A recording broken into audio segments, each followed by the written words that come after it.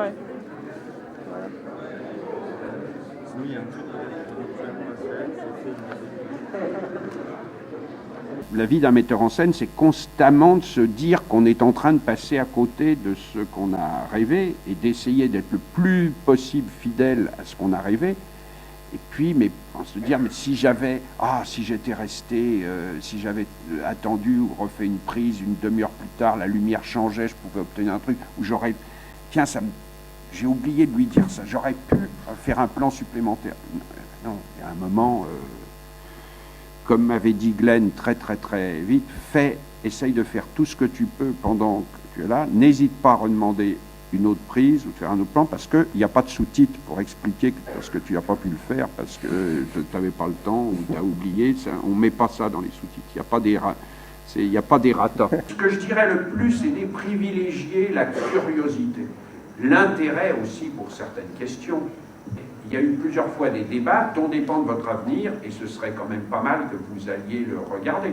Le débat sur la licence globale et la licence légale qu'il y a eu à l'Assemblée, un terme comme gratuité des biens culturels, très bien, gratuité. Et alors, qui paye les gens dans les films? Moi, j'ai 200 personnes qui vivent quand je fais un film. Alors, gratuité. Il n'y a pas une gratuité pour les fournisseurs d'accès Internet. Eux, ils ont le pognon de tous les gens qui vont aller chercher, copier, télécharger, ils se font du blé, eux. Donc, la gratuité. Ça, c'est un débat, parce que si ça continue comme ça, dans 4-5 ans, enfin, vous tous, vous pouvez changer de métier très vite.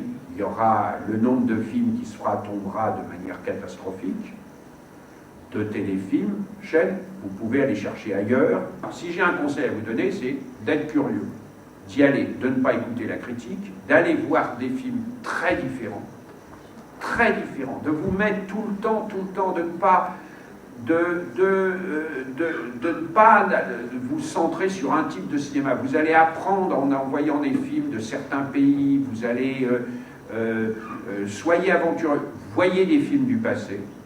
Il y a beaucoup de choses qu'on apprend, beaucoup de choses, ne serait-ce que pour prendre ce qu'il y a de bon puis vous dire qu'il ne faut peut-être pas le tourner comme ça, mais la technique n'est pas la même.